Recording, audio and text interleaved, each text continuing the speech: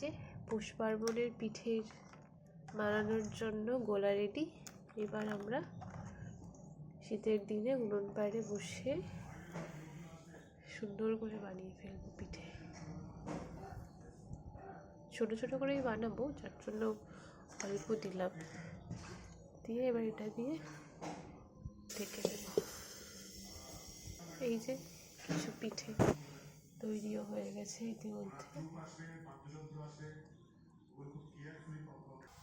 আমরা এবার একটু দেখে নেব কেমন হয়েছে। কি সুন্দর ফুলেছে দেখুন। এবার আমরা উঠিয়ে নেব।